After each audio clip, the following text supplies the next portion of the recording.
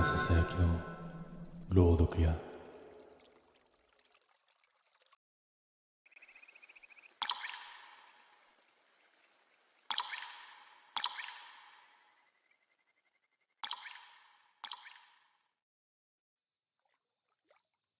正直に言うと、その日は最初から眠気がおかしかった。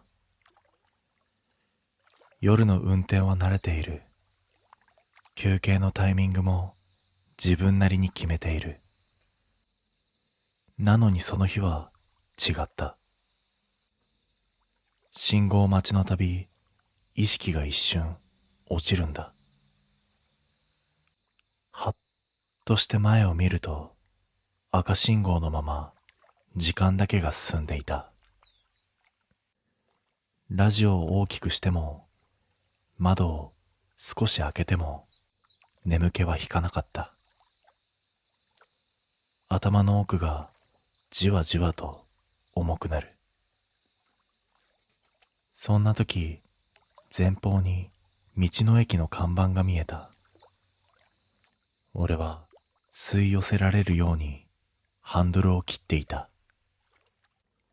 駐車場は思ったより静かだった。深夜なのに車がやけに多い。エンジンを切った瞬間、急に強い眠気が押し寄せた。目を閉じたらそのまま落ちてしまいそうだった。だが車内で視線を感じて目を開けた。フロントガラスの向こう、駐車場の奥に小さな看板が立っている。白地に赤い文字。車中泊禁止区域。妙に目に入る。この広さでわざわざ深夜に強調する必要があるのか。そう思って車内に戻っても、その文字が頭から離れなかった。まぶたが重くなる。ほんの数分だけ休もう。そう思った瞬間、ドアの外で音がした。一つ、また一つ、ゆっくりと車の周りを回っている。ミラー越しに見ると誰もいない。なのに足音だけは止まらなかった。その時、看板の文字がふと違って見えた。眠るな。そう書かれているように見えたんだ。エンジンは切ったままなのに、車内がやけに暖かい。窓は閉めている。ヒーターも入れてない。それでもまぶたが勝手に下がってくる。目を閉じるたびに夢とも現実ともつかない映像が浮かんでは消えた。駐車場、同じ車、同じ看板。何度も同じ場面に戻される。はっとして目を開けると数分しか経っていない。時計はほとんど進んでいなかった。外を見る。さっきまで見えていた車中泊禁止区域のあの看板が少し近づいている。気のせいだと思って視線をそらす。だが別の場所にあるはずの看板もすべて同じ距離に見えた。まるで車を中心に円を描くように配置されている。その円の外側、暗がりの中に人影があった。立っているのか座っているのかわからなかった。ただこちらを向いている。数を数えようとしてやめた。眠気が急に強くなる。その時、頭の中で誰かの声がした。少しだけでいい。目を閉じろ。その声は自分のものだった。ドアに手を伸ばし、外に出ようとした。だが、体が思うように動かなかった。代わりに視線だけが勝手に看板へ向いたんだ。文字が変わっていた。車中泊禁止区域。その下に小さな文字が増えていた。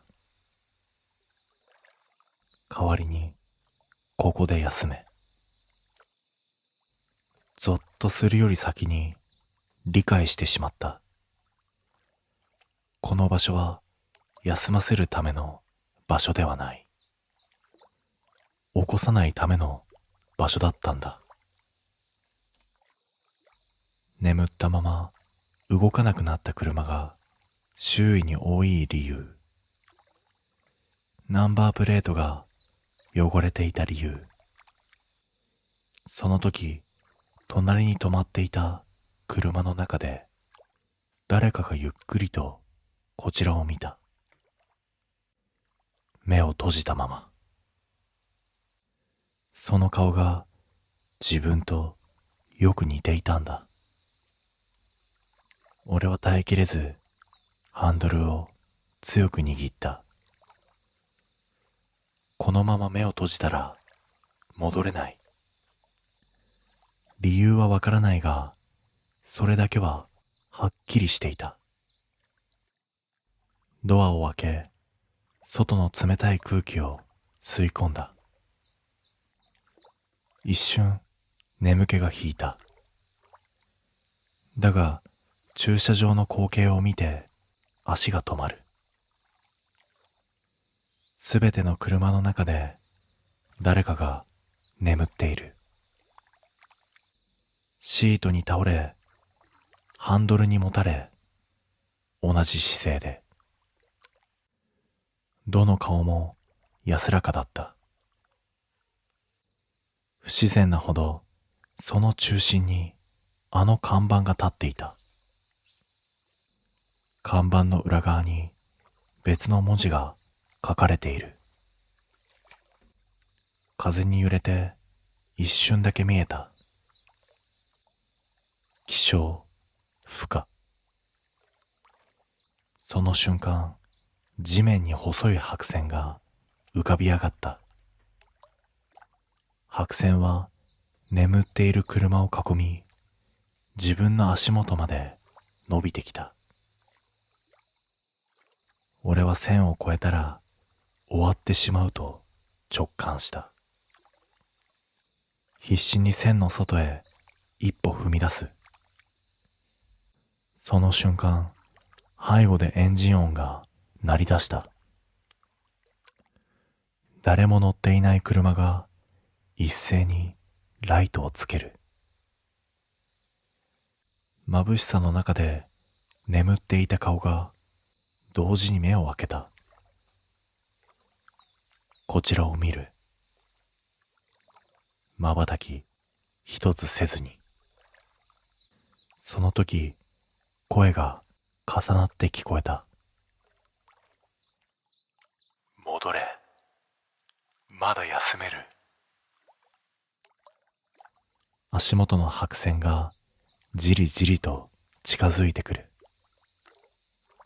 俺は転げるように車へ戻り、エンジンをかけた。タイヤが鳴り、白線を踏み越える。その瞬間、すべてが消えた。気づくと、普通の国道を走っていたんだ。看板も駐車場もなかった。俺は後日、あの道の駅を調べた。そこは正式な休憩施設ではなく、昔仮眠中に起きなくなる事例が相次ぎ封鎖された場所だった。車中泊禁止区域という表示は注意ではない。選別だ。眠っていい人間と起きたまま逃げられる人間を分けるための。今も夜の道を走ると、あの看板が視界の端に現れる。眠気が強い日ほどはっきりと。だからもし見つけても絶対に車を止めないでほしい。あそこは休む場所ではない。目を閉じた人間を置いていく場所なんだ。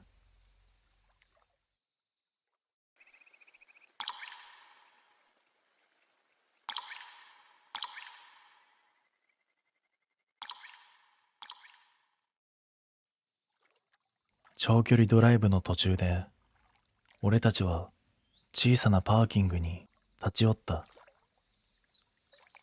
高速の下り線、地図にもほとんど載っていない古い場所だった。時計は午前2時を回っている。売店の明かりは落ち、自販機の明かりだけが青白く光っていた。相棒の遠藤は眠気を訴え、車の中で目を閉じた。俺は一人でトイレに向かった。駐車場の奥、雑草の陰に埋もれるようにコンクリートの小屋がポツンと立っていた。近づくと看板の文字が半分剥がれている。清掃中ではなく閉鎖中。だがドアは開いていた。錆びた長板がかすかにきしむ。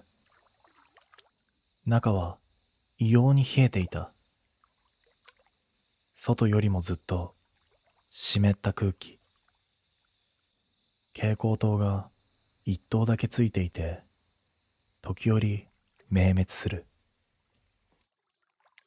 このトイレのご利用はご遠慮くださいと読めた。だがインクがにじんで遠慮の部分だけが黒く塗りつぶされている。個室は3つ。一番奥のドアだけが半開きになっていた。中からかすかに水の滴る音がする。天井から漏れているのかと思い、手を伸ばしかけたとき、シーと小さな声が聞こえた。誰かが中にいる。俺は慌てて一歩引いた。だが他の個室の扉も同じ音で静かに閉まった。それはまるで息を合わせるように。耳鳴りのような静寂の後、便器の奥から泡のような音がした。それがだんだんと近づき、個室の隙間から白い指がゆっくりと伸びてきた。水でふやけたような皮膚。その指が床をつかむと、タイルの目地がぬるりと歪んだ。後ずさりをする俺の足元に水が流れ出した。下水の匂いではない。生温かく鉄のような匂い。背後の出口に手を伸ばすとドアが開かない。外から誰かが押さえているようだった。ドアノブを何度回してもびくともしない。外から抑えられているのか、それとも内側で何かが絡みついているのか、じわじわと手の中に伝わってきた。誰かいるんですか？声を出した瞬間、蛍光灯がふっと消えた。真っ暗になった個室の向こうで水の音が止まる。その代わりに何かが床を這う音が近づいてくる。ぬるり、ぬるりと。暗闇の中で何かが壁に沿って動いていた。かすかな光が残る非常灯の下、床に黒い跡が続いている。まるで人の手形のように5本の指がべったりと並んでいた。その跡が一つまた一つと増えていく。俺の足元のすぐ手前で止まり、音が消えた。息を止めたまま動けずにいると、次の瞬間、すぐ脇の個室のドアが内側から大きくへこんだ。響いた衝撃音に反射的に後ろへ下がる。背中が壁にぶつかり、冷たさに息が漏れた。すると真後ろの壁が呼吸をした。膨らんではしぼむ。その度に壁紙が剥がれ、裏から白いものがにじみ出してくる。布ではない。皮膚のようなもの。それがずるりと剥がれると、壁の隙間から濡れた黒髪が垂れた。1本、2本、次第に束になって床を這う。やがて天井の換気口からも髪が降りてきた。頭がある。逆さまの人の顔が髪の間から覗いていた。白目が開いている。瞳孔が震えながら俺を見ていた。ここ、開けちゃダメ。声は耳元でささやかれたが、顔は天井にある。息がかかるほど近いのに全く気配がない。俺は思わず個室のドアに体当たりをした。バキンと音を立てて開いた。だがそこは空っぽだった。便器の中に泡のようなものが浮かび、ゆっくりと人の形に変わり始めていた。俺は個室を飛び出し、通路を駆け抜けた。足音が響くたびに、背後の便器から水が流れる音がする。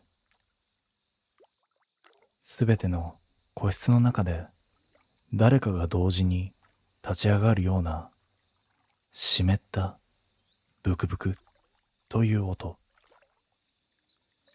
ドアに体当たりをすると、ようやく外の焼きが流れ込んできた。冷たい風。助かった。そう思った瞬間、違和感に気づく。駐車場が静かすぎる。エンジンの音も、虫の声も、風の音すらしない。まるで音という概念が切り取られたような空間だった。車に戻ると遠藤の姿がなかった。運転席のドアが開け放たれ、中から湿った足跡が続いている。向かう先はあのトイレ。さっき閉まっていたはずのドアが今は全開になっていた。中は真っ暗で床一面が水浸し。その水面に遠藤のジャケットが浮かんでいた。遠藤と声を出した瞬間、天井の換気口が動いた。ずるりと紙の束が垂れ、そこから人の腕のようなものが落ちてくる。皮膚がふやけ、指が何本も重なっている。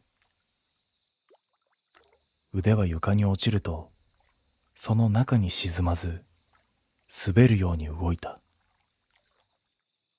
その後を追うように、壁のタイルが次々と膨らみ、中から白い顔が押し出されてくる。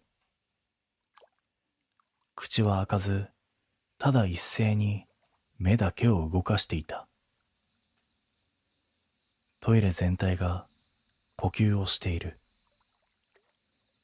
壁も床も天井も全部がそれの体の一部だった。俺は逃げるように外へ出る。駐車場の奥に新しいトイレ塔が見えた。明るく清潔そうな建物。そこに駆け寄る。だが入り口のドアを開けた瞬間、中から同じ冷気と匂いが吹き出した。蛍光灯の下、タイルの床に俺の足跡がもうついていた。まだ一度も踏み入れていないのに。背後で風が鳴る。振り返ると古い方のトイレはもう見えなかった。駐車場のどこを見てもそこにあったはずの小屋は消えている。代わりに自販機の明かりが点滅していた。その反射の中、ガラスに映るトイレのドアがゆっくりと開いた。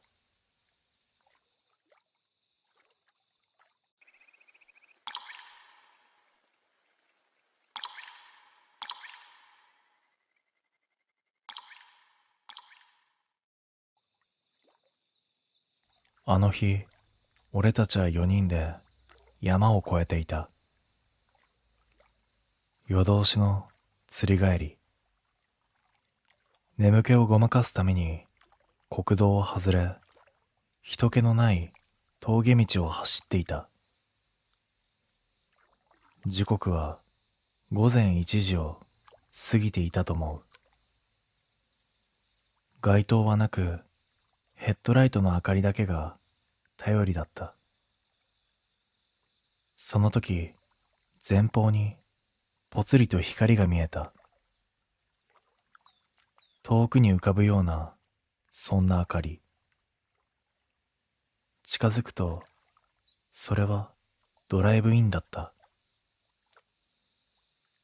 看板には、レストとだけ書かれていた。こんな山奥に店があるとは思わなかった。だが、中は明るく、窓から漏れる光の中に、テーブルと椅子が整然と並んでいるのが見えた。ちょうどいいじゃん。休もうぜ。誰かがそう言って車を止めた。店の中は暖かかった。BGM が流れ、厨房の奥から油の匂いが漂ってくる。カウンターには老夫婦らしき二人が立っていた。無言で静かに頭を下げる。俺たちは席に着き、それぞれが適当にメニューを指さした。誰も喋らなかった。ただ、妙に心地よい眠気のような空気が流れていた。料理はすぐに出てきた。ハンバーグ、ナポリタン、味噌ラーメン。湯気が立ち、まるで出来たてのように熱い。だが、味は驚くほど普通だった。いや、普通すぎたんだ。一口ごとに懐かしい気分がこみ上げてくる。ふと周りを見渡すと、他の客はいなかった。広い店内に俺たち4人だけ。それなのに奥の方から笑い声がかすかに聞こえてきたんだ。なあ、今聞こえたか？誰も返事をしなかった。それどころか仲間の一人はスプーンを持ったまま動かなくなっていた。その視線の先、厨房の奥の扉がゆっくりと開いた。そこに立っていたのは店主と全く同じ顔の誰かだった。誰も声を出さなかった。厨房の奥にいたもう一人の店主はこっちを見て動かない。その店主の目は黒い穴のように沈んでいた。やがて老夫婦が同時に頭を下げた。その瞬間、BGM が止まった。空気が凍りついたように重くなった。誰かが椅子を倒し、我に返ったように立ち上がった。俺たちは会計もせず、店を飛び出した。外の空気が妙に冷たく、山の向こうからかすかに鳥の声が聞こえていた。ドアを閉めた瞬間、後ろのガラス窓に映った店内は真っ暗だった。さっきまで明るかったのに。まるで一瞬で店そのものが消えたように見えた。俺たちは急いでエンジンをかけ、急いで山道を降りた。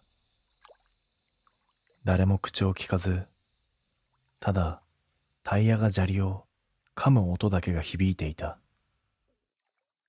15分ほど走って、ようやく街の明かりが見えた。コンビニの駐車場に入ったとき、助手席の仲間が小さくつぶやいた。飯食ってねえよな。振り返ると後部座席にいた二人も同じ顔をしていた。あの店入ってないだろう。俺は意味がわからなかった。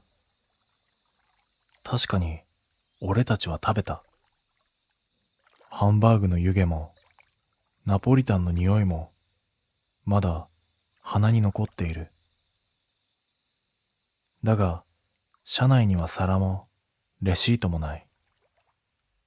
服の袖にも油の匂いはついていなかった。代わりに足元のマットに黒い土のようなものがこびりついていた。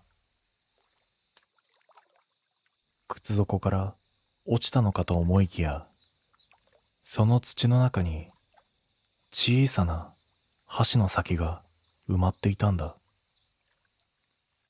銀色の金属製。ドライブインで使っていたやつと全く同じ。なあと声を出そうとしたが、その時車の後ろからチリンと鈴の音がした。誰も降りていないのに。振り返った窓の外、霧の向こうにぼんやりとレストの看板が光っていた。あの夜のことは誰も話したがらなかった。だが、あれから数日後、俺はどうしても気になって、再びあの道へ向かった。天気は快晴。昼間の峠道は穏やかで、夜の不気味さなんてみじんもない。だが、どれだけ走っても、ドライブイン、レストが見つからなかった。看板も建物の跡も何もない。代わりに道の脇に立っていた古い標識には白いペンキで雑に塗りつぶされた文字が残っていた。レスト。だがアルファベットの E だけが一文字抜けていた。それがやけに生々しかった。車を降りて辺りを見渡す。風の音しか聞こえてこない。なのになぜか鼻の奥にあの店で嗅いだ油の匂いがよみがえってきた。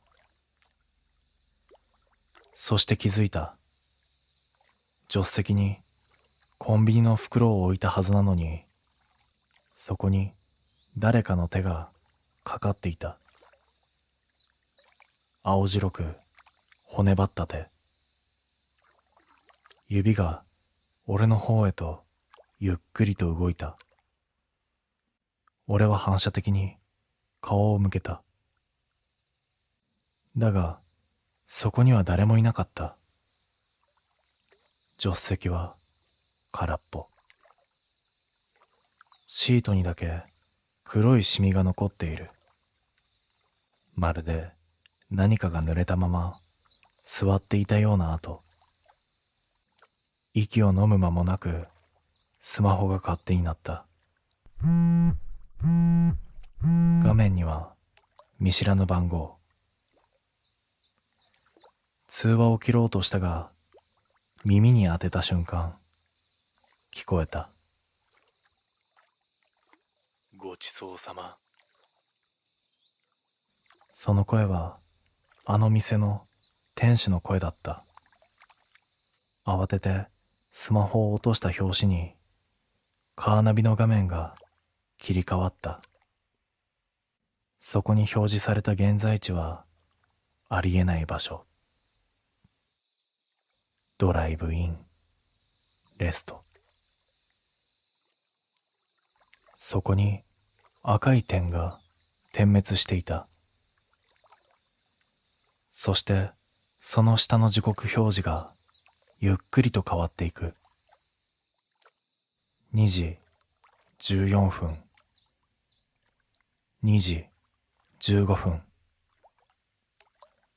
2時16分。俺たちがあの店を出た2時17分で止まった。時計の針は今も動かない。それだけが俺が戻ってこれた証拠だと信じている。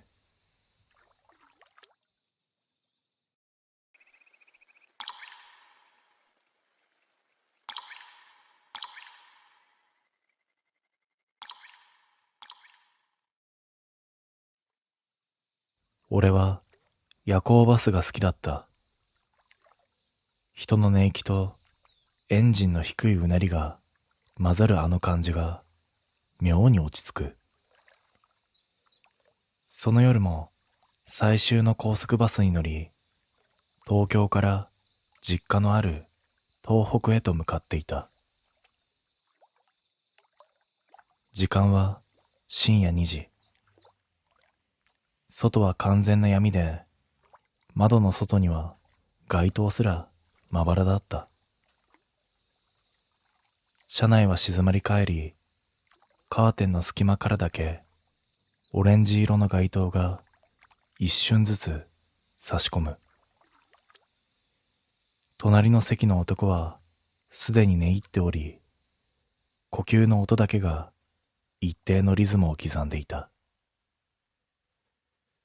俺も眠ろうと目を閉じた。その時だった。光が横を走り抜けた。俺は反射的に目を開け、窓の外を見た。並んで走る別のバスのライトが俺の目を照らしていた。珍しくもないと思った。夜行バス同士、同じ路線を走ることもある。だが、妙だった。そいつはピタリと同じ速度で並走していたんだ。すぐ横にもう一台の夜行バスがまるで鏡のように動いている。車体の側面はすすけたように黒く、何か焦げ臭いような空気が漂ってくる気がした。俺は身を乗り出し、窓に顔を近づけた。その瞬間、ゾッとした。並走するバスの窓。そこに映っていたのは、俺と全く同じ席に座る俺だった。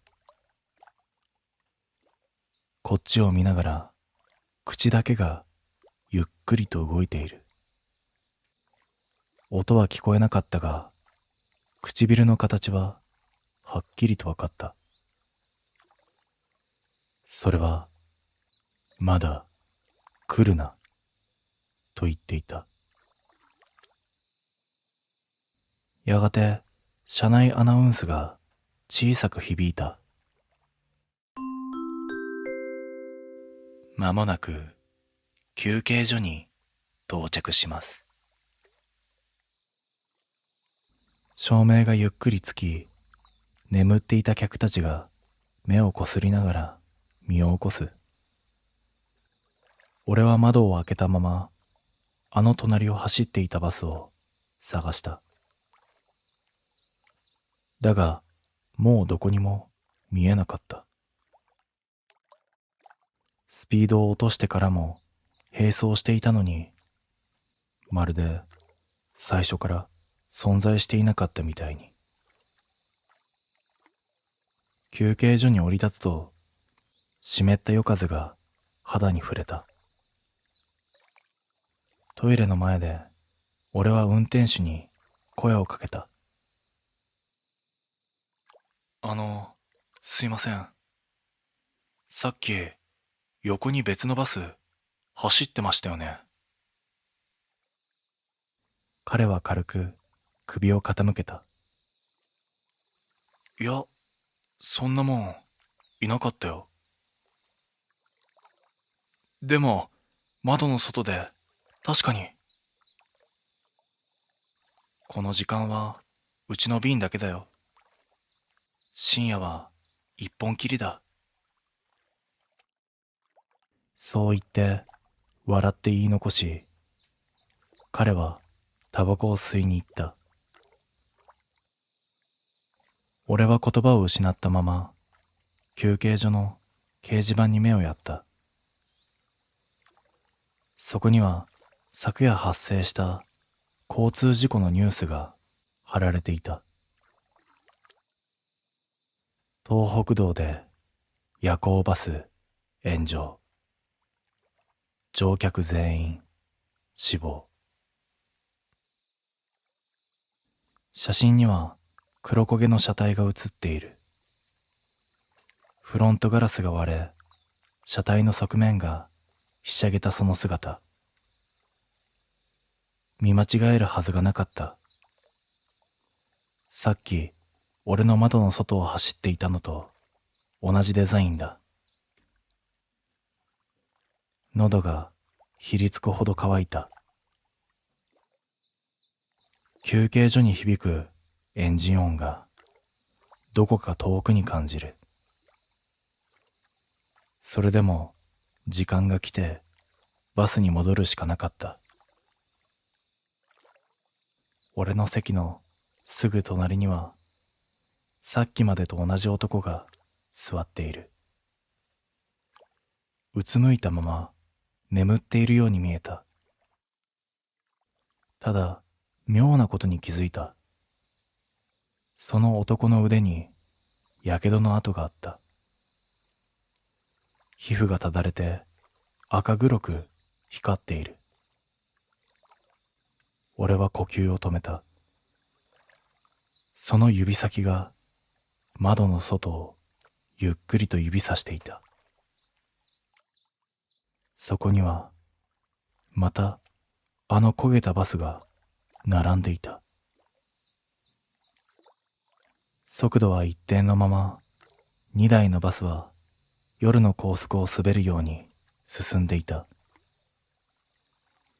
ただ違うのは左側に並ぶそれの窓の向こうで全員がこちらを見ていることだった。運転手、乗客、子供、老人。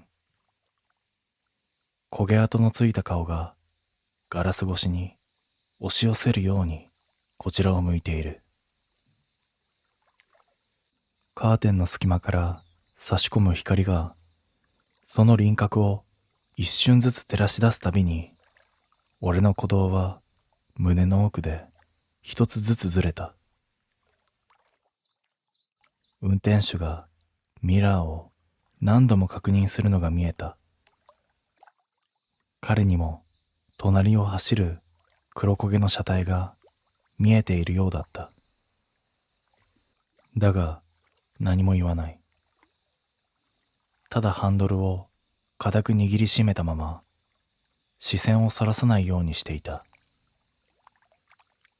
俺は耐えきれず通路を前方へ進んだ。見えますよね、あれ。運転手は短く息をのみ低くつぶやいた。さっきの事故知ってるか？さっきの事故？はい、ニュースで見ました。その時の便、俺の同期が運転していたんだ。言葉が喉で凍りつく。連絡は途切れたままなんだ。だが時々こうして並ぶんだ。運転手の声は震えていた。同じ時間、同じ道、同じ行き先。あいつらはまだ走ってるんだよ。その瞬間、窓の外の黒い車体がわずかにこちらへ寄ってきた。金属が擦れるような音。ガラス越しに見えた俺がゆっくりと立ち上がる。焼けただれた顔の皮膚が剥がれ、白く濁った目だけが残っている。その口がまたゆっくりと動いた。もうこっちに来いと。強烈な衝撃音が響き、バスが大きく揺れた。乗客の悲鳴、ライトが明滅し、暗闇に飲み込まれる。運転手が必死にハンドルを戻す。横を見ると、隣に走っていたはずのそれが、もう見えなかった。気がつくと、夜明け前のサービスエリアで止まっていた。救急車のサイレンが遠くで鳴っている。幸い全員無事だったという。ただ奇妙だった。出発前に名簿を再確認した運転手が青ざめた顔で言った。一人名前が増えている。増えてる？ええ。この便、もともと25名だった。だが、今は26名分ある。その追加された名前を見た瞬間、俺は息を詰めた。そこに書かれていたのは、昨夜ニュースで見た、死亡した運転手の名前だった。俺はあれ以来、夜行バスには乗っていない。ただ、窓の外を走るトラックのライトを見るたびに思う。あの時、並走していたもう一台のバス。あれは俺たちを次の便に誘っていたのかもしれない。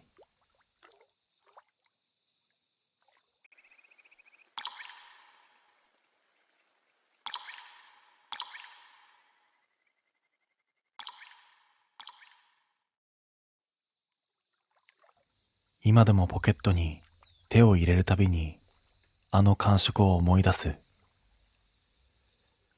冷たくて少しざらついた金属の感触だ。あれを拾わなければ多分今も普通に夜のドライブを楽しめていたと思う。あの夜のことは今でもはっきりと覚えている。深夜、眠気を飛ばすために意味もなく車を走らせていた。山道に入った頃には辺りは真っ暗で、ラジオの音だけがやけに大きく感じられた。しばらく走ると視界の端にぼんやりとした明かりが見えてきた。古いドライブインだった。看板は色あせ、文字も途中までしか読めない。それでも店内だけは明るく、闇の中に浮いているように見えた。腹が減っていたわけでもない。トイレにも行きたかったわけではない。それなのに、俺は自然とブレーキを踏んでいたんだ。駐車場に車を入れると、他には一台も止まっていなかった。音が急に消えた気がした。車を降りた瞬間、足元でカチッと乾いた音がした。アスファルトの上に小さな金属の輪が落ちていた。キーホルダーだった。拾い上げると丸い板によくわからないような刻印がある。数字のようにも見えるし、順番を示す印にも見えた。その時、胸の奥がほんの一瞬だけ重くなった。これは拾わない方がいい。そう思ったのに、俺はそれをポケットに入れてしまった。店の入り口を見ると、さっきよりも少しだけ暗くなっている気がした。今思えば、あの時点でもう始まっていたんだと思う。そのまま店には入らず、俺は車に戻った。理由はわからない。ただ、建物に近づきたくなかったんだ。エンジンをかけた瞬間、ポケットの中で金属がぶつかる音がした。走り出してからも、その音は何度も鳴った。カーブに差し掛かるたび、減速するたびに、まるでタイミングを合わせているようだった。俺は気味が悪くなり、信号待ちでポケットから取り出した。キーホルダーの表面に、さっきは気づかなかった細い傷が増えている。線が一本、また一本と並ぶように刻まれていたんだ。その夜、家に着いてからも落ち着かなかった。玄関の鍵を閉め、机の上にキーホルダーを置いた。しばらくして風もないのに、カチッと音がした。見るとキーホルダーが机の端まで移動をしていた。俺は気のせいだと思い、引き出しにしまって眠りについた。だが夜中に目が覚めたとき、耳元であの金属音がした。枕元を見るとキーホルダーが置かれていたんだ。翌日、知人に何気なく話すと、顔色を変えてこう言われた。あのドライブイン、昔人が帰らなくなった場所だよ。理由はわからない。ただ、途中で車を止めた人が何人もいたらしい。俺はその日のうちに、あれを処分することに決めた。その日の夜、ゴミ袋にキーホルダーを入れ、可燃ゴミとは別に縛った。念のため、袋の口も二重にした。それで終わるはずだった。だが、家を出ようとした瞬間、ポケットの中であの音がした。手を入れると、指先に冷たい金属の感触があった。さっき捨てたはずのキーホルダーがそこにあった。俺は気味が悪くなり、例のドライブインへ向かうことにした。拾った場所に戻せば終わると思ったんだ。深夜、同じ参道、そして同じ場所。ドライブインはあの夜と同じように店内だけが明るかった。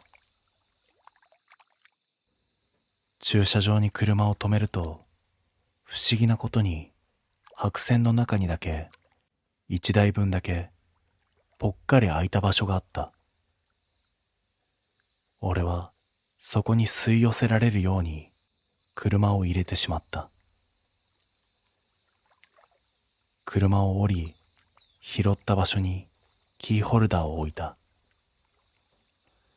すると背後でエンジンが止まる音がした。振り返ると、もう一台知らない車が止まっていた。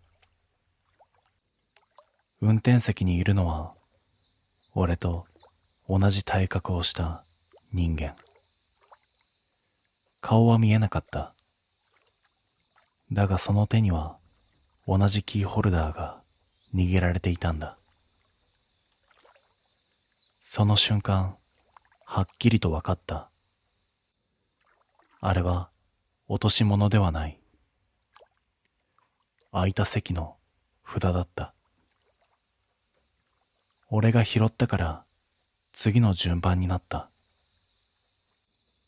必死で車に戻り、アクセルを踏んだ。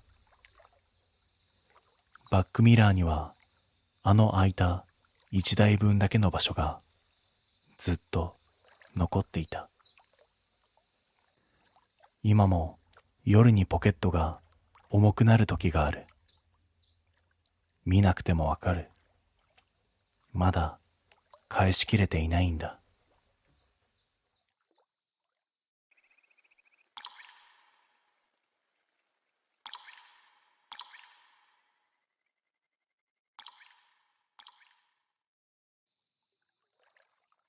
車中泊を始めたのは仕事の出張が続いた時期だった。宿を取るほどでもない距離を移動することが多く、一晩くらいならと車内で寝るようになった。最初は快適だった。後部座席は倒さず、運転席だけを少し倒して眠る。荷物も最小限で、後ろには何も置いていない。異変に気づいたのは3日目の夜だった。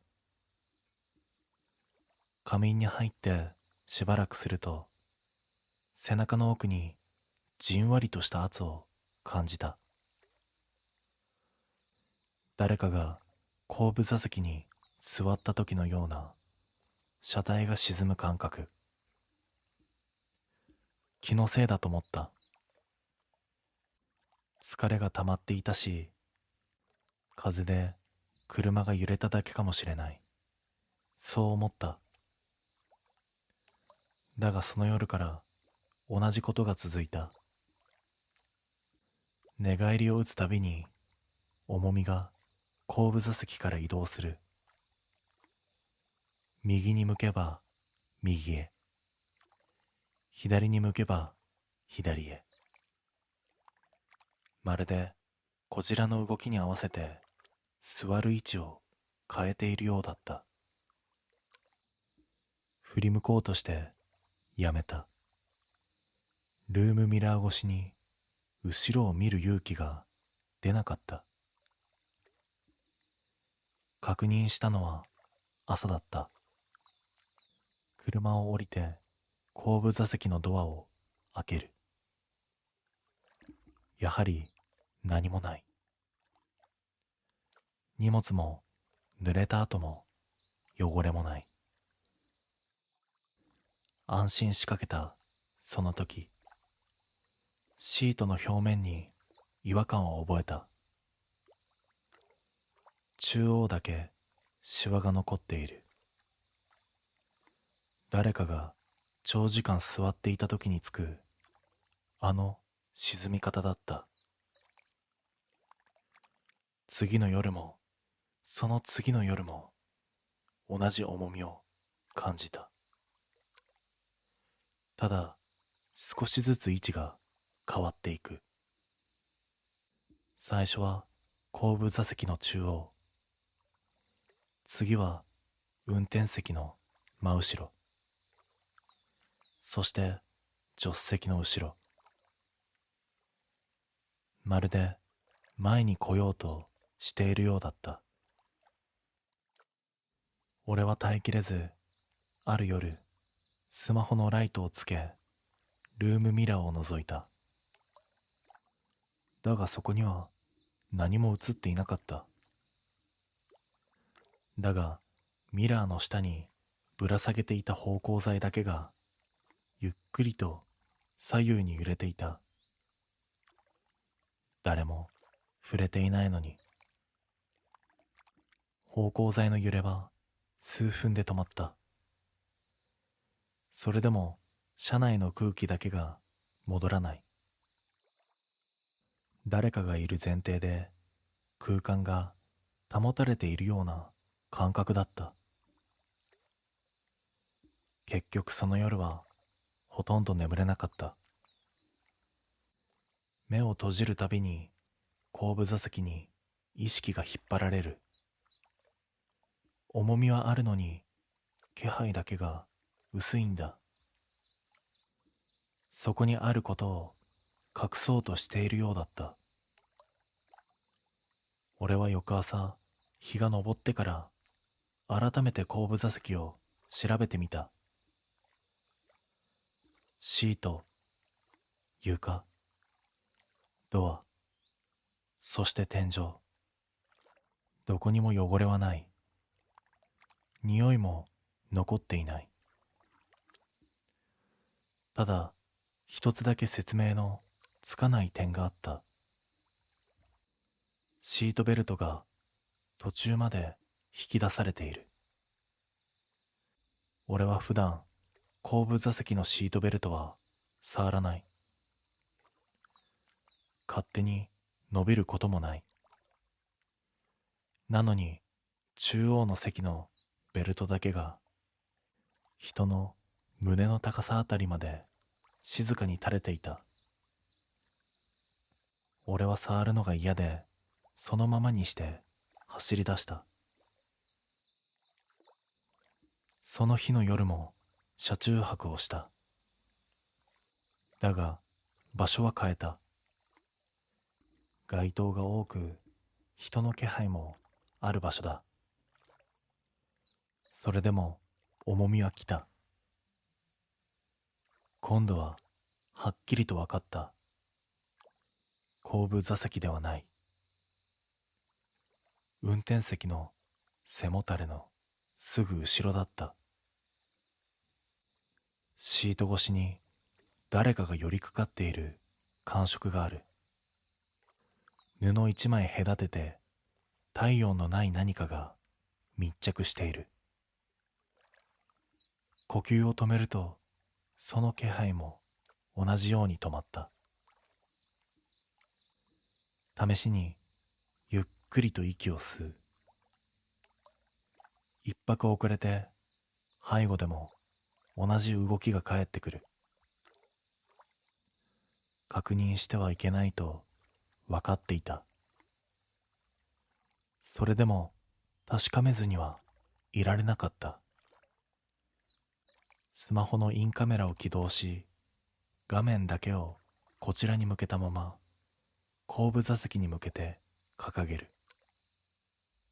映ったのは暗い車内と空のシート。そのはずだった。画面の端に沈んだ跡だけがゆっくりと増えていく。誰も映っていないのにシートが人の形へへこんでいく。俺は耐えきれずライトを消した。その瞬間、耳元ではっきりとした感触があった。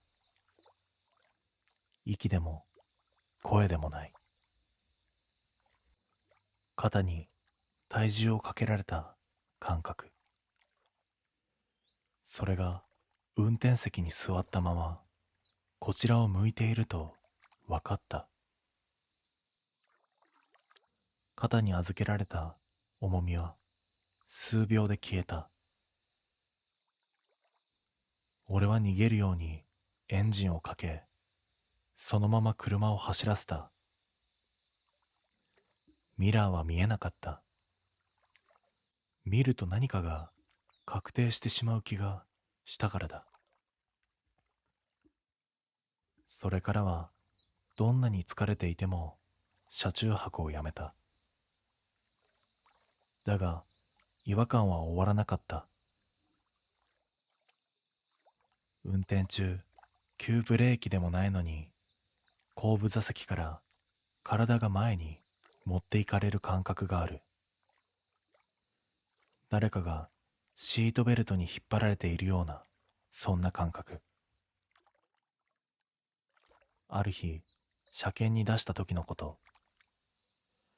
整備士が妙な顔で声をかけてきた。後ろって誰か乗せてますか？使っていないと答えると、首をかしげながらこう言った。シートが完全に戻っていないんですよ。中央だけずっと座った形のままで。そんなはずはない。誰も乗せていない。荷物も置いてはいない。整備が終わり、車を受け取った帰り道、信号待ちで、ふとルームミラーを見る。後部座席の中央にシートベルトがきちんと装着された状態で残っていた。金具は誰もいない空間にぴったりと固定されている。俺はぞっとして車を止め、ベルトを外そうとした。だが外れない。引いても押しても動かない。その時、助手席の窓に自分の呼吸が白く映った。その横にもう一つ遅れて曇る跡があった。慌てて振り向くと、後部座席の中央がまたゆっくりと沈んでいく。俺は理解した。後部座席使ってませんと言ったのは自分だけだった。それ以来、車に乗る前、必ず後ろを確認する。誰もいなくてもシートベルトが閉まっていたら、その日は絶対にエンジンをかけない。だってもう一人分下ろせていない気がするからだ。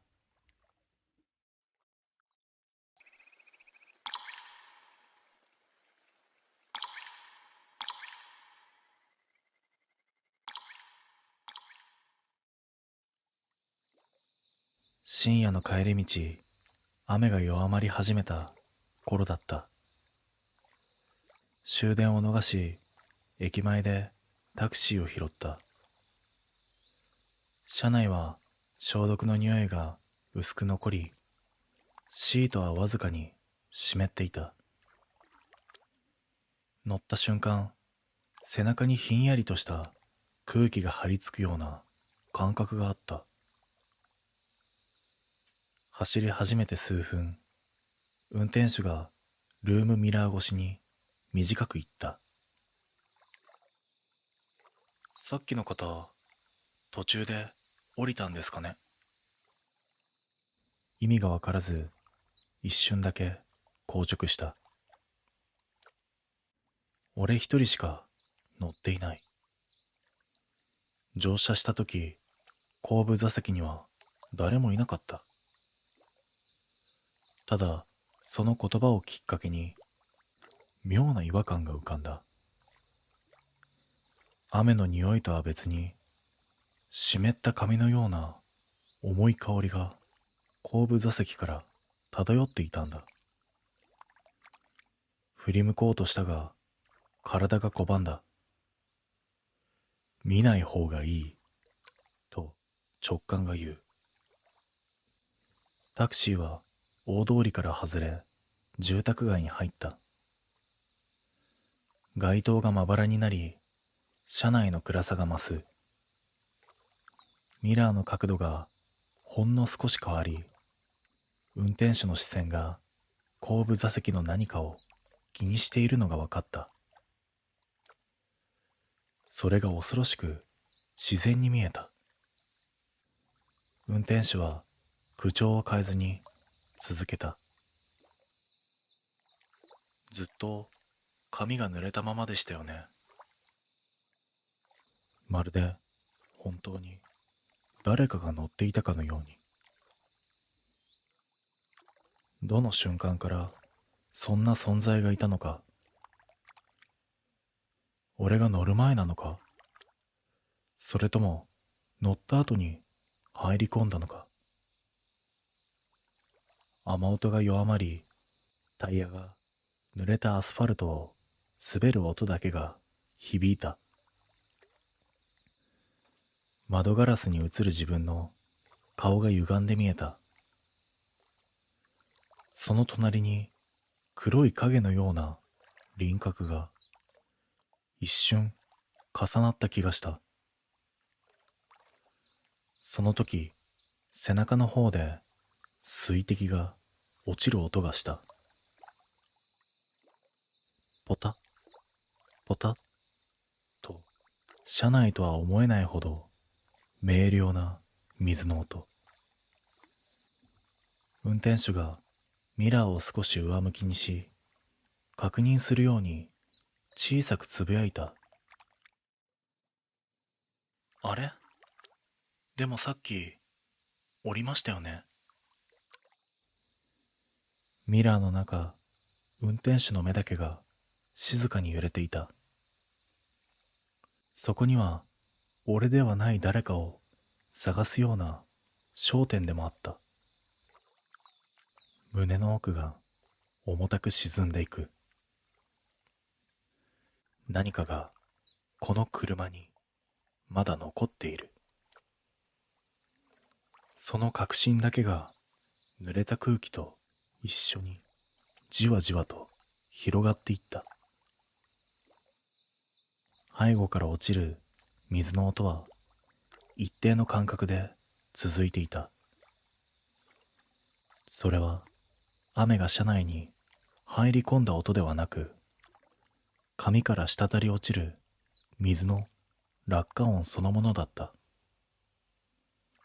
運転手はミラー越しに後部座席の空間を避けるように目をそらしていた。まるでそこに映るものを見たくないと言わんばかりだった。エアコンの向きが変わったのか、背中のあたりに湿気がまとわりつく。俺はゆっくりと息を吸い、かすかに振り返った。だが座席には誰もいない。しかしシートの中央だけ雨水を吸ったように濃くにじんでいた。その濡れ方は人が座った形そのもので、まだ乾く様子もなかった。喉の奥が引きつる。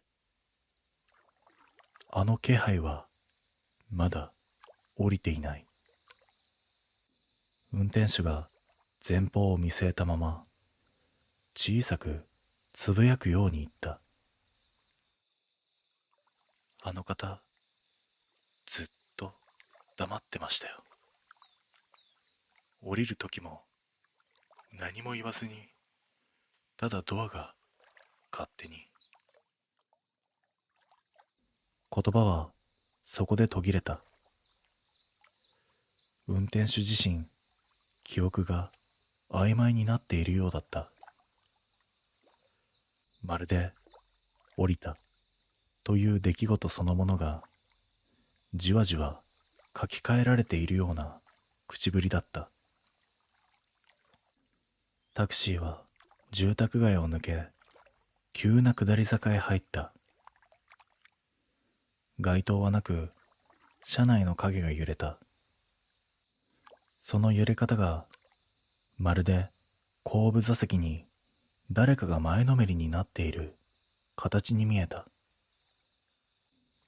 次の瞬間、俺の首筋に生ぬるい風が触れた。呼吸が止まる。後部座席の気配がすぐ後ろに張り付いている。ぽたりと水滴が俺の肩に落ちた。見なくてもわかった。顔をこちらに寄せた誰かがいる。降りたはずの女はまだこのタクシーの中にいた。運転手は震える声で言った。すみません。その方、本当に、さっき、問いは途中で途切れた。運転手の視線がミラーに吸い寄せられたんだ。ミラーの中、後部座席の真ん中がゆっくりと揺れた。濡れた髪の毛が肩に張り付き、輪郭のない女の影がこちら側へ少し寄ってきていた。明確にそこにいる。タクシーが大きく揺れ、車内灯が一瞬だけついた。その瞬間、ミラーに映った影の顔の位置は、乗っていたはずの場所ではなく、俺の真横だった。タクシーは急停車した。運転手は震える声で、ただ一言だけ言った。今すぐ降りてください。ドアへ押し開けて外へ出た瞬間、気配はふっと消えた。だが車内に残った水滴の跡だけが、確かに誰かが座っていた形を残していた。そのタクシーは急発進して闇へ消えた。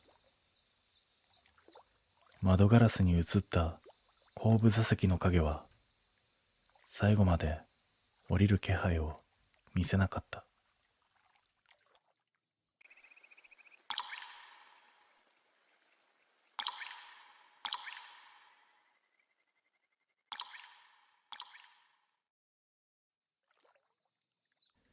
この話をすると必ず最初にこう聞かれる。どこで道を間違えたの？でもはっきりと言える。間違えてなんていない。家を出た瞬間から最初から最後まで、ナビも標識も全部合っていた。異変はもっと手前から始まっていたんだ。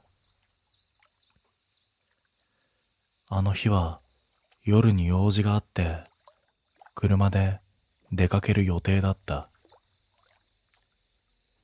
特別な理由ではない。ただ夜の方が道が空いているとそう思っただけだ。エンジンをかけ、いつもの道を走り出す。住宅街を抜け、幹線道路へ出る。その時点では何もおかしいことはなかった。ただ一つ普段と違ったのは、やけに車が少なかったことだ。信号で止まっても前にも後ろにも車がいない。青に変わると自分だけが動く。妙に音が少なかった。タイヤの音も風の音もどこか薄い。しばらく走るとナビが再計算を始めた。理由も表示されてはいない。渋滞も事故も出ていない。そのまま案内されるまま少し細い道へ入った。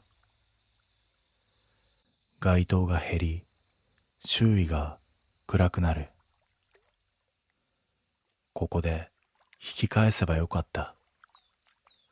だが、なぜかそうは思わなかった。しばらくすると、ラジオが一瞬だけ途切れた。砂嵐の向こうで誰かが息を吸う音がした。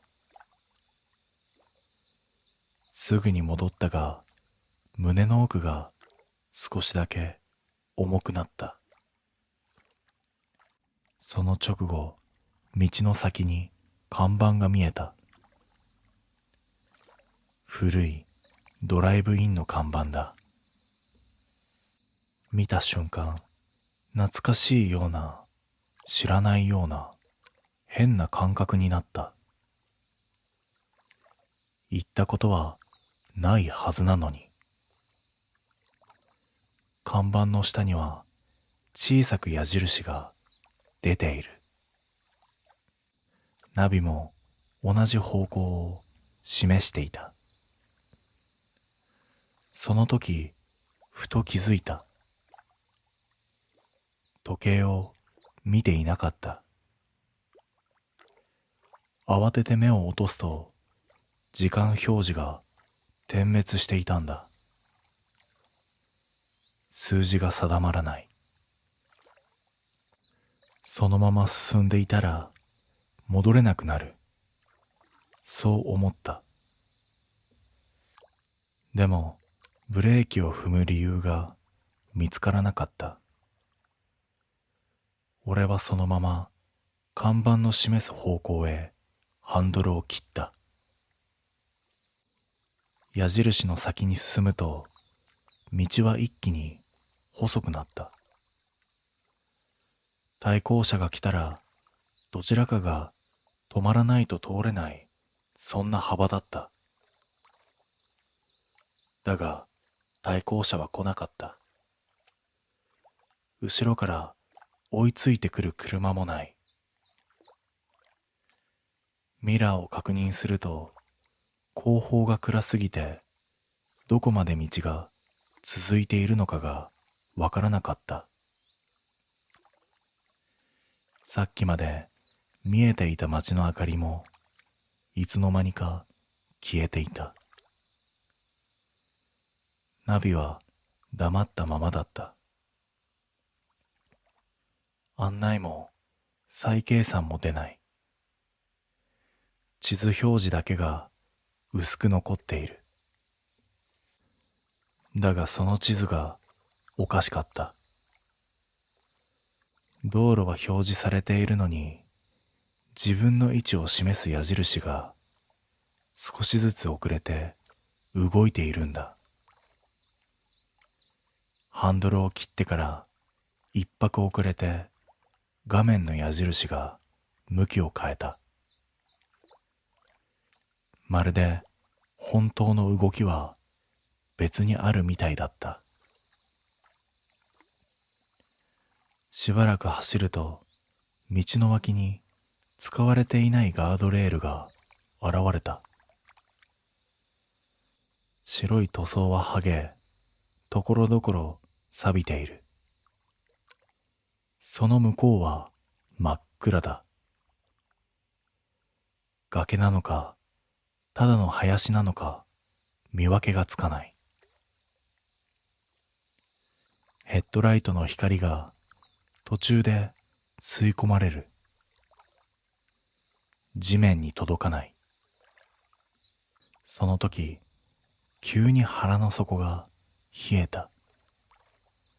走っている感覚が薄れてきた。エンジンの音はしている。スピードメーターも動いている。なのに、前に進んでいる感じがしなかったんだ。同じカーブ、同じ木、同じガードレール。気づいた。戻っているんではない。進んでいないんだ。何分走ったのかわからない。時間の感覚が完全に抜け落ちていたんだ。その時、視界の先に明かりが見えた。一つじゃない、いくつも並んだ黄色い光。そして道が少しだけ開ける。そこには建物があった。古いドライブインだった。さっき見た看板と同じ色、同じ形、同じ文字の書け方。なのにナビの地図には何も表示されていなかった。駐車場に入る直前、ふと強烈な既視感に襲われた。なぜだかわからないが、俺はここを知っているようだった。来たことがないのに来たことがある場所だったんだ。駐車場に入った瞬間、エンジンの音が少し遠くなった。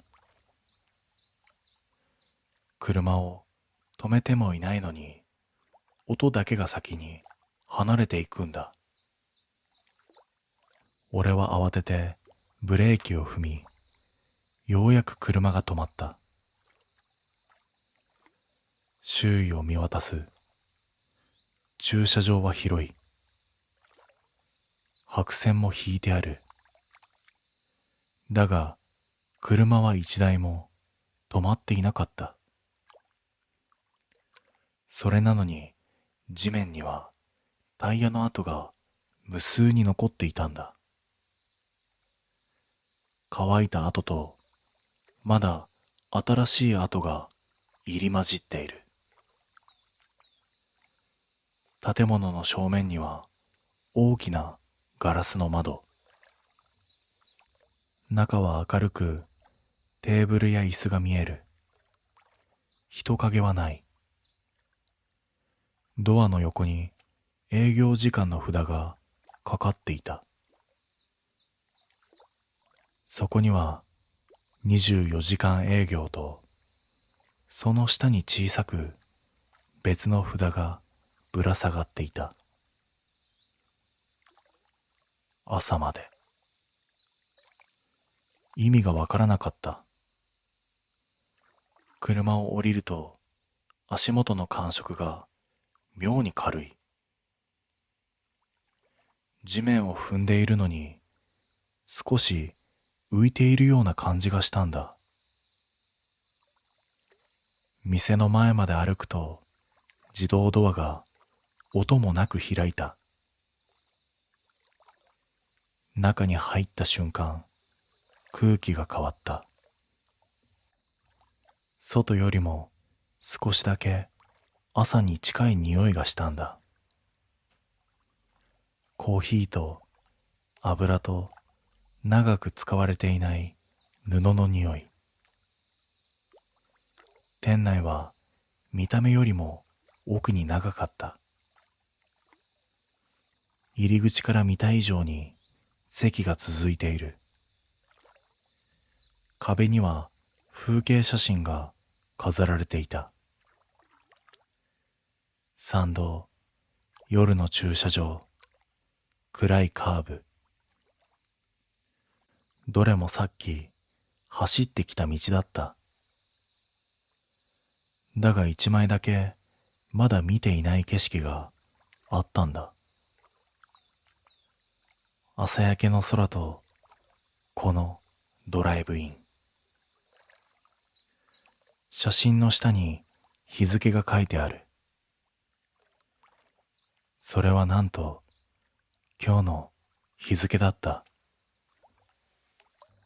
その瞬間、背後でドアが閉まる音がした。振り返ると入り口が壁になっていたんだ。外はどこにも見えない。代わりに店内の時計が目に入った。壁掛けの古い時計。針は午前4時58分で止まっていた。カチッという音がして、秒針がほんの少しだけ動いたんだ。そして秒針がもう一度だけ動いた。59分。店内の照明がわずかに明るくなった。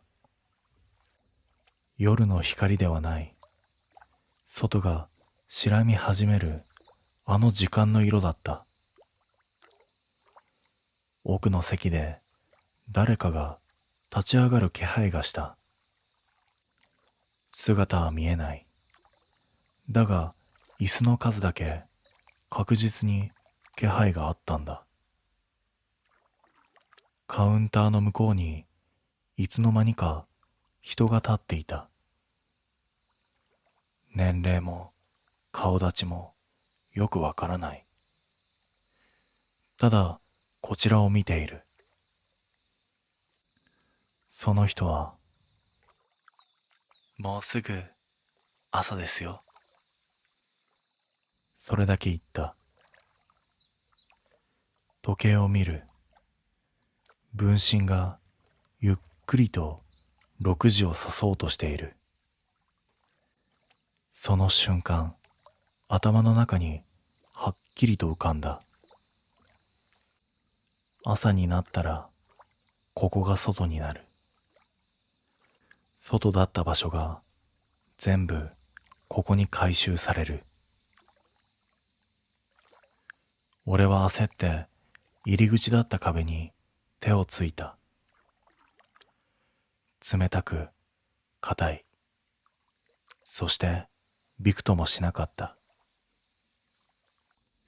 背後で椅子が引かれる音が増えた。席が埋まっていく。カウンターの男が静かに言った。帰るなら今しかありませんよ。指さされた先に細い通路があった。最初からあったはずなのに、今まで見えなかった場所だ。通路の奥に薄く光るものが見える。それは車のヘッドライトだった。俺は考える暇もなく走った。通路を抜け、ドアを押し開けると、一気に冷たい空気が流れ込んだ。その瞬間、俺は車の中にいた。エンジンがかかっている。外は完全な朝だった。周囲を見る。あのドライブインはどこにもなかった。駐車場も建物もない。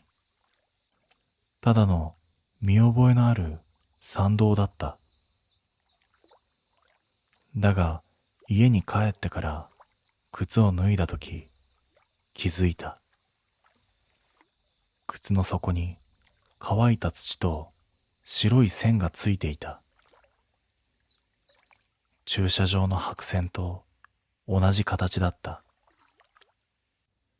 今も夜明け前に車を走らせると、ナビに出ない矢印が一瞬だけ表示される。俺は絶対にそっちを見ない。朝まで残ったら帰る側じゃなくなるからだ。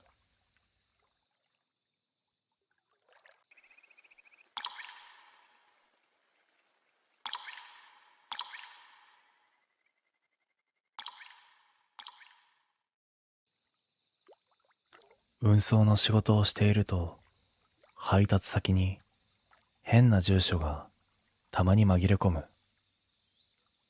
入力ミスや古い地名、統廃合前の番地、そんなのはよくある。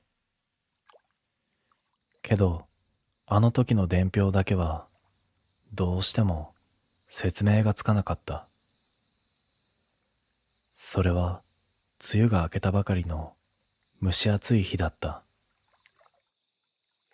午前の便を終えて営業所に戻ると、事務の女性が伝票の束を渡してきた。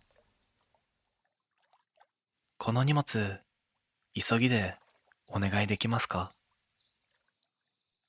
見ると、送り先の欄に見慣れない地名があった。〇〇郡、日向坂、三丁目9番地。そんな町、聞いたことがない。俺は思わず尋ねた。ねえ、これって、どこのエリア？彼女も首をかしげた。ナビで出ませんかね？スマホの地図アプリを開いて入力してみたが、検索結果はゼロ。近い名前の地名も出ない。でも、発行元の会社のハンコはちゃんと押されている。荷札には今日の日付。伝票番号も正常に登録されていた。まあ、田舎の地名は似たようなものが多いし、と思ってトラックに積み込んだ。場所がわからなければ電話をすればいい。そう考えて出発をした。午後4時過ぎ、県道を外れて細い道を進む。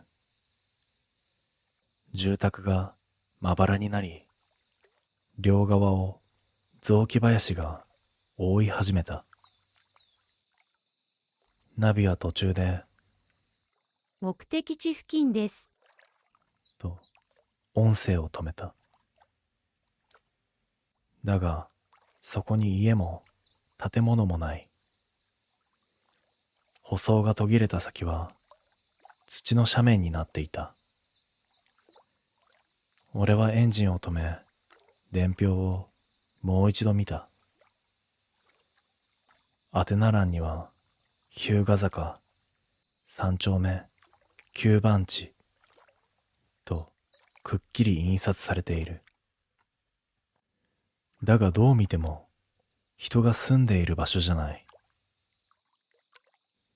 その時、トラックの後ろからコンコンと軽い音がした。荷台の壁を叩くような乾いた音。配達物は一つだけ。動くはずもない。俺はバックミラーを覗いた。霧のような白いものが林の奥で揺れていた。荷台を確認しようと外に出た。山あいの湿った風が肌にまとわりつく。辺りは静まり返っていて、虫の声すらしない。ただ、荷台のあたりから、また、コンという小さな音がした。後ろの扉を開けて、中を覗く。段ボールが一箱、真ん中にポツンと置かれているだけだった。誰かが触った形跡も、崩れた荷もない。風が吹くと、かすかに髪の焼けたような匂いがしてきた。俺は気味が悪くなって、伝票を握り直した。送り主の番号に電話をしてみる。しかし、機械音が鳴るだけで、おかけになった電話番号は、現在、使われておりません。そんな応答しか返ってこなかった。俺はおかしいと思い、会社に無線で連絡した。〇〇郡の日向坂って場所、聞いたことあります？しばらく沈黙の後、所長の声が返ってきた。どこそれ？地図に出ないぞ。伝票に書いてありますよ。今日の急ぎのものです。今日の伝票？そんなの出してないけどな。胸の奥が冷えた。嘘だろと思って伝票を見返す。確かに写版も印字もある。だがインクがわずかに滲んでいるように見えた。乾ききっていないのではなく、滲んでいく感じだった。帰ろう。そう思って運転席に戻ろうとした時だ。背中の方から声がした。届けに来てくれたの？振り返っても誰もいない。ただ木々の間に古い石段のようなものが見えた。霧の奥にぼんやりと明かりが一つ。それが揺れるたびにかすかに風鈴の音がした。俺は無意識にその方向へと数歩進んでいた。足元には誰かの靴の跡。浅く地面に新しい。だが向こうから来た形跡はない。次の瞬間、トラックの無線が勝手に入った。という音の後、事務所の女性の声が流れた。すいません、戻ってきてください。伝票、消えちゃいました。振り向いた時には、明かりも風鈴の音ももうなかった。営業所に戻ったのは夜の9時を過ぎていた。街灯の下にトラックを止めると、事務の女性が駆け寄ってきた。顔が青ざめていて、伝票の束を抱えていた。これ、おかしいんです。さっきまであった伝票が、全部消えていて。彼女が差し出したのは、今日の配達記録。確かに、日向坂の行だけ、インクが抜け落ちたみたいに白紙になっていた。上に貼られていた控えの番号も剥がれ落ちて、跡だけが残っている。でも、確かに出されたんですよ。俺は荷台を開けてみせた。そこには届けられなかったあの一箱がそのまま残っていた。宛名の部分だけが汗を吸った紙みたいにくしゃくしゃに縮んでいる。所長が寄ってきて、中見てみるかと言った。箱の上部にはガムテープが貼られている。だが角が勝手に剥がれ始めていた。風は吹いていない。テープがゆっくりと内側から押されるように浮いていく。俺は嫌な予感がして一歩下がった。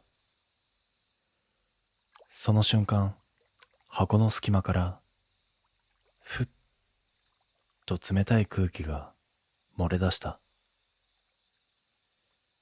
まるで冷凍庫のドアを開けたみたいな匂い。そして湿った金属の匂い。中には何もなかった。だが段ボールの内側だけ真っ黒に焼け焦げていた。焦げ跡の中心には人の指の跡のようなへこみが5つ等間隔に並んでいる。所長が顔をしかめたまま、処分しろ。このことはどこにも言うな。と言った。それでこの件は終わりになった。翌朝、伝票の写しをもう一度確認した。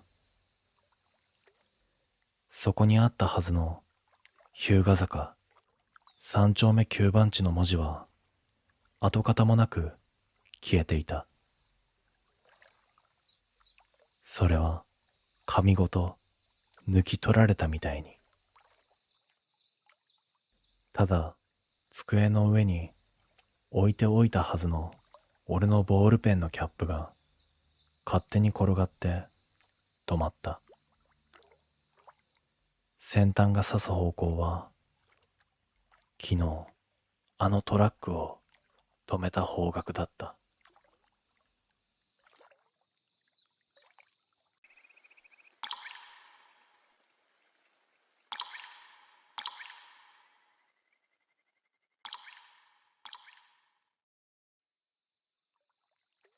あれは長距離運転の帰りだった。夜中の高速は空いていて、走りやすい反面、気が緩みやすい。俺は眠気を感じて、最後の休憩にとサービスエリアに入った。そこが後から考えれば間違いだった。時刻は午前2時前。建物の照明はついてはいるが、人影はほとんどない。トイレと自販機だけ済ませて、早めに出ようと、そう思っていた。駐車場に戻り、エンジンをかける。ナビには、次のインターまでの距離が表示されていた。何事もなく、サービスエリアの出口へ向かった。合流前の減速車線に差し掛かったとき、前方に人影が見えた。出口の先、ちょうど本線へ入る直前の位置。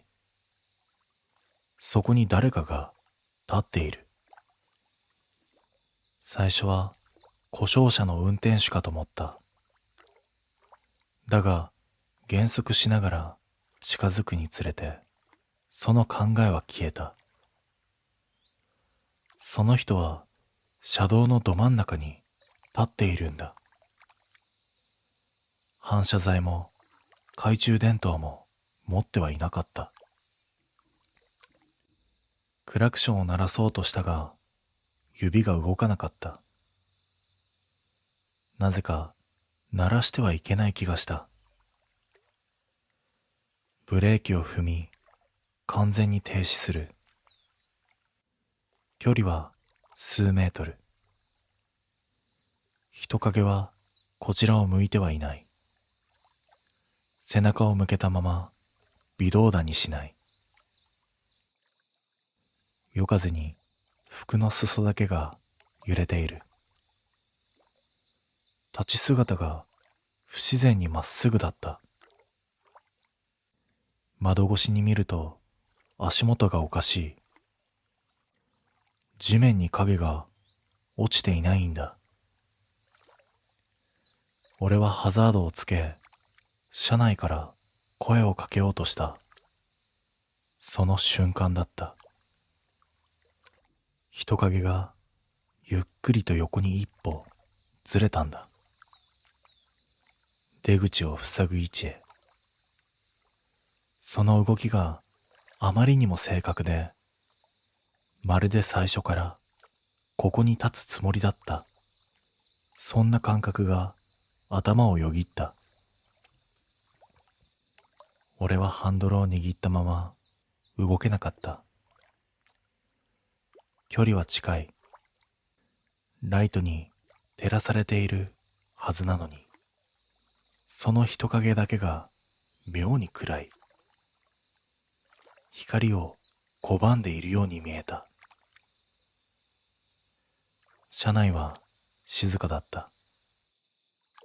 エンジン音とウインカーの規則的な音だけがやけに大きい。降りて確認すべきだ。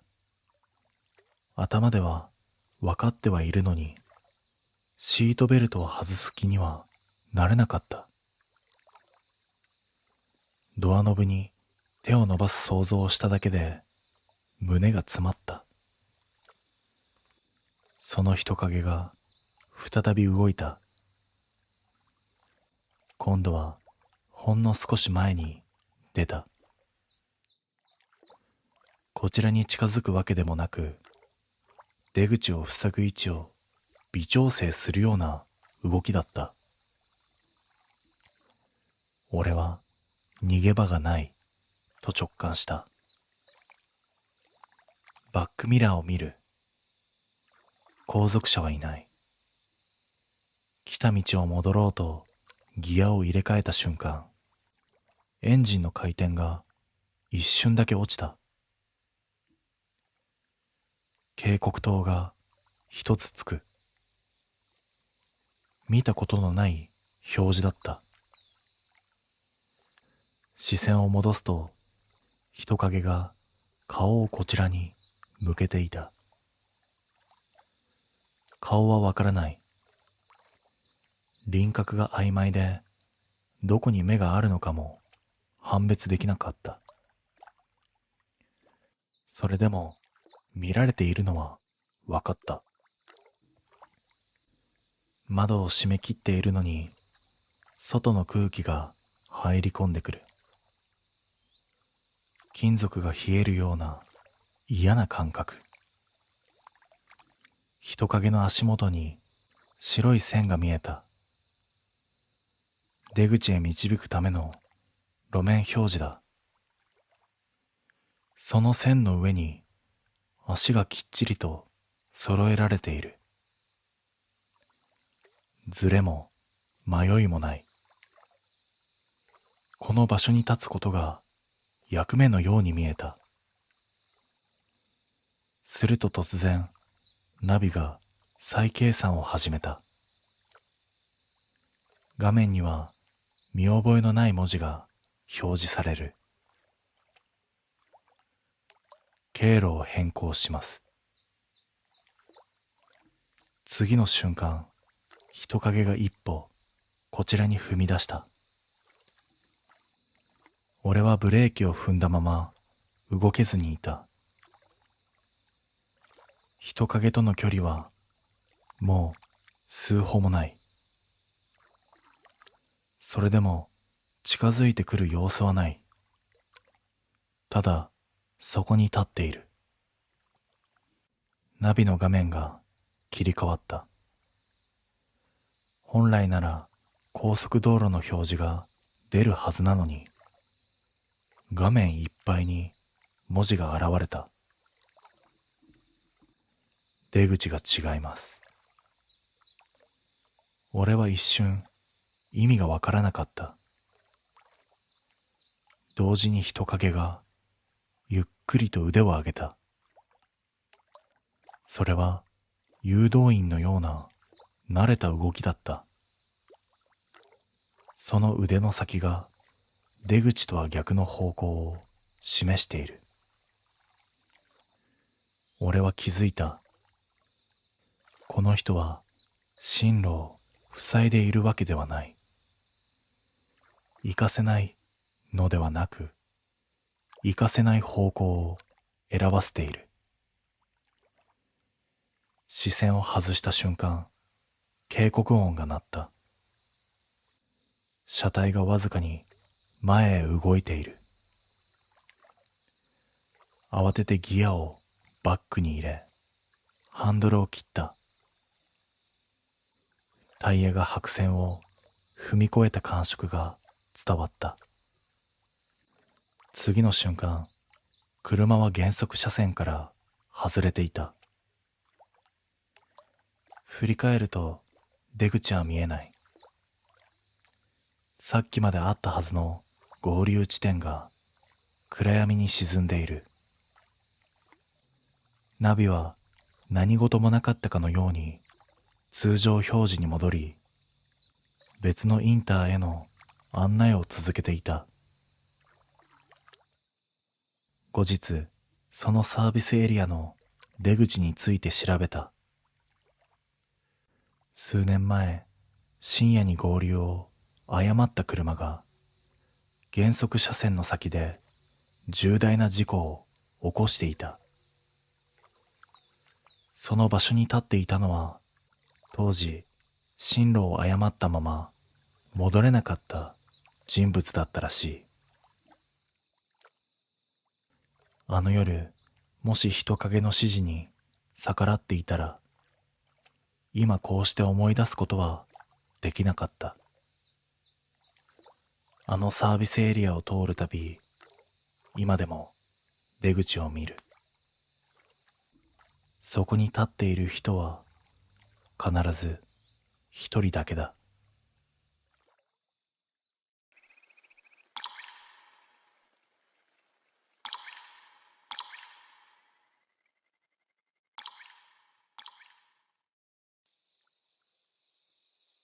大学時代の友人に誘われて参加した地方の観光バスツアー。紅葉と旧鉱山跡を巡るコースとパンフレットに書かれていた。週末限定の特別ツアーらしく、料金も安かった。俺は興味本位で申し込んだが、集合場所でパンフレットを持っているのは俺だけだった。添乗員に聞くと、あ、それはもう配布していないんです、と笑っていた。なんとなく気になったが、そのまま乗車した。出発をしてから1時間。車内のガイドが抑揚のない声で案内を始めた。最初の目的地は鶴の淵鉱山跡です。長く封鎖されておりましたが、地元の協力により一部が一般開放されました。その声がどこか機械的で原稿を読んでいるように感じた。周りの乗客は皆無言で、どこか表情が硬い。俺は座席の隙間から覗き込むように前を見たが、運転手の後ろ姿がやけに小さく見えた。峠を越え、トンネルを抜けた瞬間、風景が急に変わった。紅葉の参道のはずが、灰色の岩肌がずっと続いていた。廃墟のような建物が並び、看板の文字は消えている。ガイドが言う。こちらが鶴の淵鉱山跡でございます。だが、その声が終わる前に、窓の外の建物が音もなく消えた。まるで霧の中に溶けるように跡形もなく。今、見えましたよね。俺が隣の男に声をかけると、彼はきょとんとした顔で、何がですと答えた。窓の外には何もない岩肌だけが広がっていた。運転手がバックミラー越しにこちらを見て、ゆっくりと口角を上げた。その瞬間、俺は寒気を感じた。理由もなく、体が、ここは違う、と言っていた。昼前に二つ目の目的地へ向かった。幻の滝という名の滝を見に行きます。とガイドが言った。俺はその名前に違和感を覚えた。パンフレットには白羽の滝と書かれていたはずだ。俺はバッグからそれを取り出して確かめた。確かに白羽の滝。だが同じページの写真が違う。昨夜見たときは緑の山間の滝だったのに、今は灰色の岩壁が写っている。ねえ、これ変わってません？と隣の男に見せたが、彼は笑って、最初からそれでしたよ、と言った。どう考えてもおかしい。滝の名前も写真も説明文まで変わっている。まるで別のツアーにすり替わっているようだった。到着して外に出ると冷たい風が吹いた。視界の先には確かに滝があった。ただそれは動いていたんだ。岩の間から流れ出す白い筋が、滝というよりも何かが這い降りているようだった。目を凝らすと、それは水ではなかった。白く濡れた腕のようなものが無数に重なり合っていた。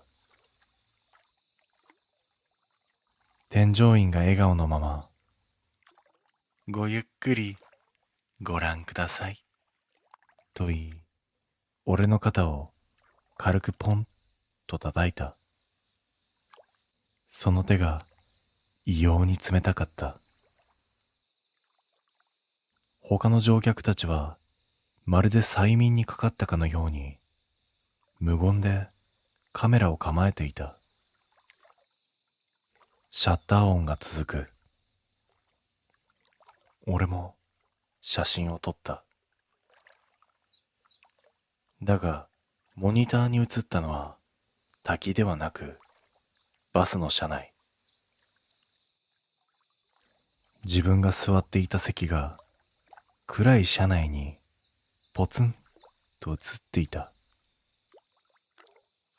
その後すぐに出発した。ガイドが言った。次はハイトの展望台です。パンフレットにはそんな場所載っていない。俺はふと運転席のミラーを見た。そこに映る乗客の顔が一人、二人とだんだん少なくなっていった。ハイトの展望台、その名前の通り、そこは街を見下ろす高台に立っていた。だが、下に見えるはずの街がなかったんだ。ただ、灰色の地面がどこまでも続き、瓦礫のようなものがぽつりぽつりと転がっている。風が吹くたびに乾いた音を立てて崩れた。俺はカメラを構えたが、ピントが合わない。液晶画面の中で風景が波打つように歪んでいた。ガイドが小さくマイクを握りしめたままこう言った。この街はかつて地図から消されました。けれど今も訪ねてくる方がいらっしゃるんです。背中に冷たい汗が伝った。他の乗客たちは無言のまま全員が同じ方向を見ていた。その視線の先に古びた観光案内板がそこにあった。そこには鶴の淵鉱山跡と書かれていた。最初に訪れたあの場所の名前。だが板の上には灰と展望台という文字も重なっていた。まるで同じ場所の別名のように。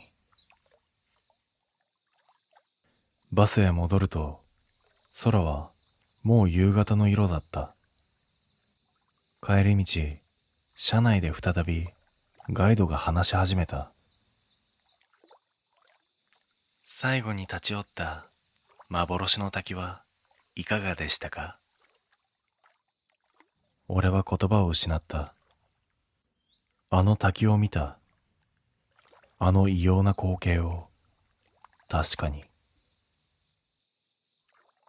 だが、隣の男が笑いながら言った。滝なんてなかったじゃないですか。ホテルに戻り、写真を確認した。どれもただの山と道路しか写っていない。滝も鉱山跡も展望台もなかった。ただ一枚だけ。最後列の座席から撮ったと思われる一枚に、窓ガラス越しにこちらを見ているガイドの顔があった。笑っているのに目が真っ暗だった。俺は翌朝旅行会社に問い合わせた。鶴の淵鉱山跡ツアーの件で話があります。受話器の向こうで担当者が言った。申し訳ありませんが、そんなようなツアーは弊社では企画しておりません。机の上のパンフレットを見た。表紙の文字がいつの間にか変わっていたんだ。紅葉と旧鉱山跡を巡るツアーではなく、こう書かれていた。消えた観光地を巡る旅。